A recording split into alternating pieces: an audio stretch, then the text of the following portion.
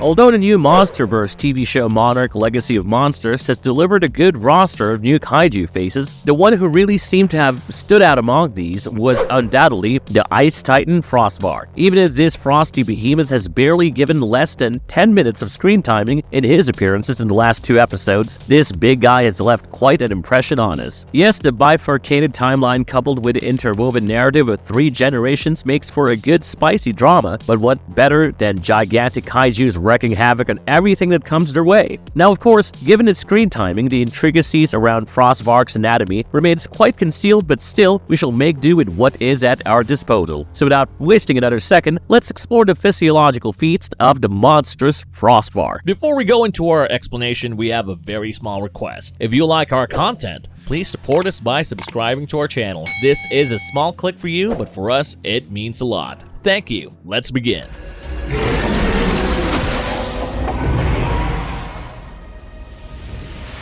When do we first meet Frostvark? So if you have followed up on the first 4 episodes, you already know how Kate went to Japan only to uncover the remnants of her father's past and discover the existence of an entirely different family he had in the country. So that's how Kentaro, her newfound half-brother, joins her, and together they unravel mind-bending mysteries from their father's otherwise mysterious past. Now, this show is set against the backdrop of a world slowly recovering from the catastrophic events of G-Day, which is a year after Godzilla's devastating rampage in San Francisco, and the narrative specifically delves into the far-reaching chaos that took place post-G-Day. Amidst this turmoil, where the entire world is on edge, Kate and Kentaro stumbled upon a bag containing suspicious encrypted audio tapes inside a mysterious safe at their dad's office, which prompted them to enlist May's help, who is a coding expert and, of course, Kentaro's ex-girlfriend. Although she reluctantly ends up helping the siblings, it inadvertently draws the attention of Monarch, the clandestine government organization specializing in managing all the monster-related crises. So, of course, the trio are now on the run from Monarch while trying to prevent them from getting their hands on Hiroshi's audio tapes. Soon, they go in search of Lee Shaw and break him out of the Monarch-monitored retirement home. Next, we know the group is on a ship to South Korea in search of Lee's contact, Do-Ho, who later takes them to the icy Alaskan range on a warplane in search of their father, Hiroshi Randa. While looking through a tent they found in the icy terrain, Do-Ho was alarmed by mysterious claw marks on a crashed plane and wasted no time to alert the others. While he tried his best to get into the chopper and restarted for their departure, it was already too late as the kaiju was already alerted. In seconds, we witnessed the Frostvark emerge from under the ground and take over the situation to immediately freeze the entire warplane, while killing Do-Ho within. Before we can even grab a moment to sink, the icy titan stomps on the plane, completely wrecking it. So if that's not an iconic, mind-numbing and spine-chilling entrance for a kaiju, I don't know what is.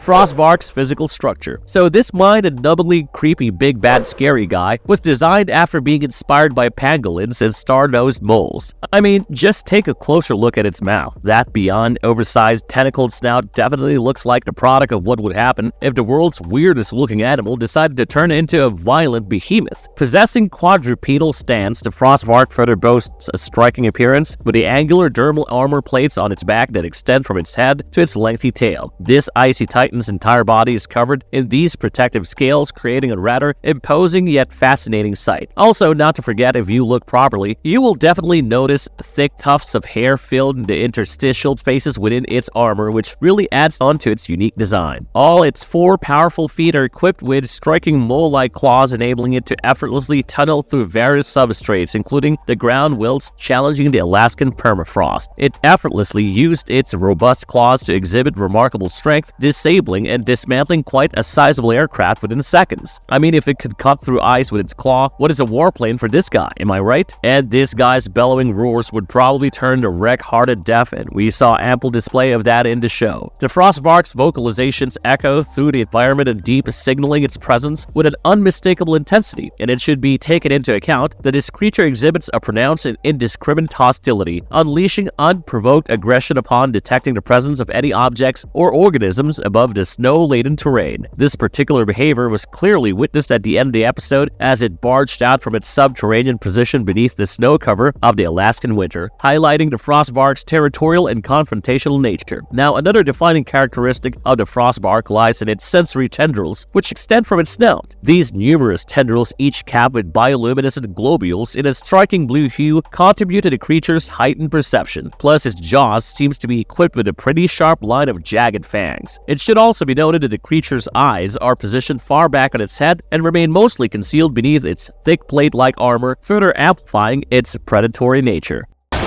No more.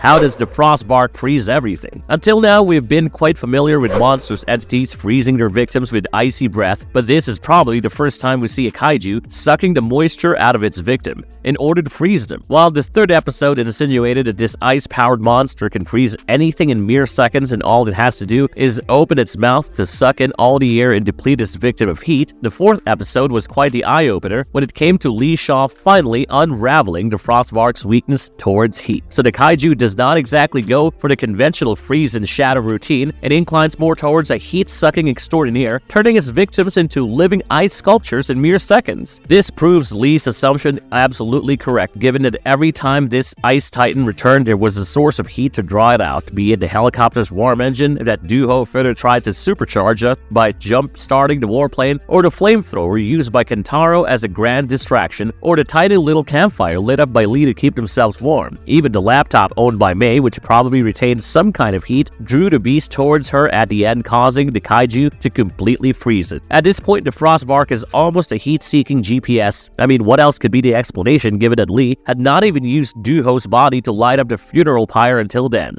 Can this icy titan sense fire? As per a tweet which has been subsequently retracted by Apple TV+, the Frostbark navigates its surroundings using thermolocation. This unique ability allows the creature to rely on external heat emissions to navigate through the icy expanses of the tundra and locate sources of sustenance, which is evident as it exhibits the capacity to detect active engines of aircrafts, identify humans amid snowy landscapes, and even pinpoint the presence of burning campfires fueled by wood. So in short, the Frostbark adapts a hunting strategy based on thermal energy emissions, targeting anything that releases heat in its frigid habitat. However, this behavior comes with a peculiar red flag, as the creature can easily get sidetracked by the allure of fire while in pursuit of a much smaller prey. I mean, the finest example of this was how Kentaro saved the entire group just by shooting a flamethrower in a different direction, giving them ample time to run for their lives. Overall, every nuance of the Frostbark's thermo-location guided behavior in the show is essential to understand its interaction with its icy environment.